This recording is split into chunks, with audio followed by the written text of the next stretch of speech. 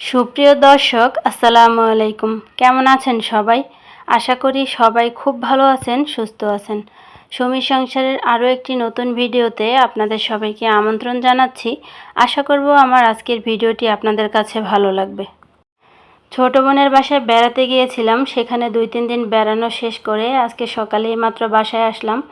আর বেরিয়ে আসার পরে তো এখন কোনো কাজেই মন বসছে না। আরও একদম অনেক সকাল সকাল ঘুম থেকে উঠেছি আজকে। ওদের বাসা থেকে আমরা সকাল 6টার সময় রওনা করেছি। আপনাদের ভাইয়া এবং আমার বোনের হাজব্যান্ড দুজন আমাদেরকে বাইকে করে টঙ্গী পর্যন্ত দিয়ে গেছে। আর সেখান থেকে আমরা বাসায় চলে এসেছি একারা, মা ছেলে মেয়ে 3জন মিলে। তো আপনাদের ভাইয়া টঙ্গী থেকে আমাদেরকে নাস্তা কিনে দিতে চেয়েছিল, কিন্তু আমার বাইরের রুটি পাওয়াটা খেতে একদমই ভালো লাগে না, ওগুলো কেমন যেন শক্ত শক্ত থাকে। বাসায় এসে আমি সবার জন্য নাস্তা বানিয়ে নিয়েছি। আর এখন আমরা বেড়াতে গিয়ে কিছু কেনাকাটা করেছি হালকা পাতলা, সেটাই আপনাদের সাথে একটু শেয়ার করব। এগুলো হচ্ছে আমার মেয়ে কিছু ড্রেস কিনেছে, সেগুলো এখন প্রথমে শেয়ার করছি। এটা সাদার মধ্যে একটা 1 পিস কুর্তি, আর কুর্তিটা এই যে বিভিন্ন কালারের সুতা দিয়ে কাজ করা আছে। কুর্তিটা আমার মেয়ে পছন্দ করেছে, কুর্তিটা কিন্তু খুবই সুন্দর হয়েছে। এটাও একটা 1 পিস কুর্তি। আগের সাদা কুর্তিটা ছিল সুতির মধ্যে, আর এটা নিয়েছে একটু জর্জেটের মধ্যে। আর এই যে এই কুর্তিটা আমি ওকে পছন্দ করে দিয়েছি, এটা একটু লিলেনের মধ্যে, গরমে পরে কিন্তু সে অনেক আরাম পাবে। আমি একটা হিজাব নিয়েছি একটু বড় সাইজের, তো একটু বড় সাইজের হিজাব হলে পরতে কিন্তু একটু সুবিধা হয়। আর গরমে পরার জন্য একটা বাটিকের 3 পিস নিয়েছি। এই 3 পিসটা কিন্তু আমার বোন আমাকে গিফট করেছে, তো সেটাও একটু আপুদের সাথে শেয়ার করে দিলাম। আর আমরা মহিলা মানুষ বাইরে গেলে কিন্তু সংসারের জিনিসের দিকে বেশি চোখ যায়। তো কেনাকাটা করার এক ফাঁকে আমার সামনে এই জিনিসগুলো আসলো, থালাবাটি ধোয়ার যে সোবাগুলো থাকে সেগুলো, আর লুসনি, আমি সেটাও কিন্তু কিনেছি। আর কিনেছি আমার অনেক পছন্দের একটা জিনিস, এই যে তেলের পট। এটা আমি অনলাইনে অনেক দেখেছি, কিন্তু দাম অনেক বেশি দেখায় অনলাইনে, তো আমি চাচ্ছিলাম দেখে একটু কিনতে, তো ফাইনালি এটা কিনেই ফেললাম। আমি আরও একটা অয়েল জার কিনেছি, সেটা হচ্ছে এই যে, এটা আমি বেস্ট বাই থেকে নিয়েছি। এই অয়েল জারটাও কিন্তু অনেক সুন্দর। তো এটার দাম নিয়েছিল মনে হয় 280 টাকা, না যেন 285 টাকা। আর সবচেয়ে একটা কাজের জিনিস কিনেছি, সেটা হচ্ছে এই ব্রাশটা।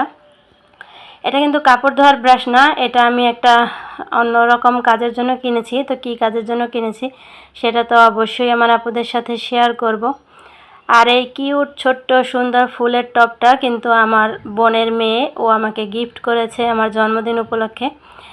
আমার জন্মদিন চলে গিয়েছে অনেক আগেই, তারপরে ওর সাথে আমার আর দেখা হয়নি, এই প্রথম দেখা হলো। তো আমাকে এই ছোট্ট কিউট ফুলের টপটা উপহার দিয়েছে। আপনাদের ভাইয়া 2 প্যাকেট লাল চাল কিনে এনেছে, এখানে মনে হয় 2 কেজি আছে।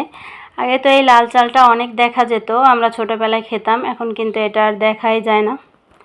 আর আমার ছেলে যেখানেই যায় সেখান থেকেই শুধু খেলনা কিনবে। এই যে সে কিনেছে কিন্তু উনো কার্ড, এই উনো কার্ড কিনেই কিন্তু সে ক্ষান্ত হয়নি, এখন আমাকে এই উনো খেলা শেখাচ্ছে। এই খেলাটা কিন্তু আমি একদমই পারি না। এখন আমি রান্না রেখে আমার ছেলের কাছ থেকে উনো খেলা শিখছি। কি করব, যতক্ষণ পর্যন্ত এটা ওর কাছ থেকে না শিখবো ততক্ষণ তো ও আমাকে ছাড়বে না। তো ছেলের কাছ থেকে অনেক কষ্টে রেহাই পেয়ে আমি রান্না করতে চলে এসেছি। আজকে একদম শর্টকাট রান্না করব। এই যে ইলিশ মাছ ধুয়ে মশলা মাখিয়ে রেখেছি, এটা এই যে আলু কেটে রেখেছি, এটা দিয়ে রান্না করব। আর এই মৌসিমগুলো ভর্তা করব। তো মৌসিমগুলোকে আমি ভাতের মধ্যে সেদ্ধ দিয়ে দিলাম।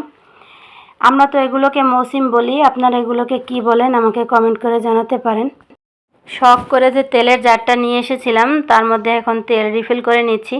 যে কোনো শখের জিনিস ব্যবহার করতে কিন্তু অনেক ভালো লাগে, তাই না আপুরা?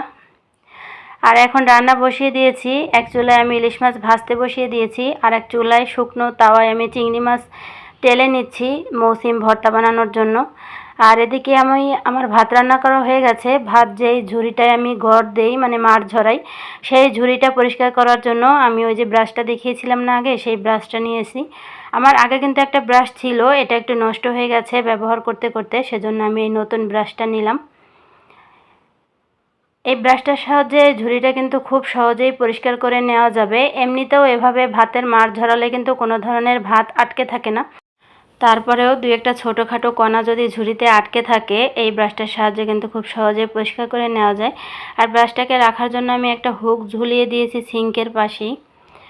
আর আমি ভাতের মধ্যে যে মৌসিমগুলোকে সেদ্ধ হতে দিয়েছিলাম সেগুলো সেদ্ধ হয়ে গেছে। ভাতের মধ্যে সেদ্ধ করাতে একবারে আমার 2টা কাজ হয়ে গেল। এতে করে গ্যাসেরও কিন্তু অপচয় হলো না এবং সময়ও বাঁচলো। তো মৌসিমের মধ্যে কিন্তু একটা পর্দা থাকে, যারা এই সিম খেয়েছেন তারা তো জানেন। আমি সেই পর্দাটাকে কিন্তু আলাদা করে নিয়েছি। আর এখন একটা ব্লেন্ডার জারে দিয়ে দিলাম। আর এই মৌসিমগুলোকে ভর্তা করার জন্য আমি পেঁয়াজ রসুন তেলে টেলে নিয়েছি, আর সাথে শুকনো খোলায় চিংড়ি মাছ ভেজে নিয়েছি, আর এই যে শুকনা মরিচ ভেজে নিয়েছি। এখন সবগুলো আমি একবারে ব্লেন্ডার জারে দিয়ে ভর্তা করে নেব। এভাবে মৌসিম ভর্তা বানালে খেতে কিন্তু অনেক ভালো লাগে। আর কোন কোন আপুরা এভাবে মৌসিম ভর্তা বানিয়ে খেয়েছেন আমাকে কিন্তু অবশ্যই কমেন্ট করে জানাবেন। সত্যি বলছি আপু, ভর্তাটা এত মজা হয়েছিল, আমি শুধু এই ভর্তা দিয়েই ভাত খেয়েছি, আর কিন্তু কোনো তরকারি নেইনি। এখন আমি ভর্তা দিয়ে ভাত খেতে খেতে আপনাদের কাছ থেকে বিদায় নিয়ে নিচ্ছি। আপনারা সবাই ভালো থাকবেন, আমার জন্য দোয়া করবেন, আমিও আপনাদের জন্য দোয়া করব। আল্লাহ হাফেজ।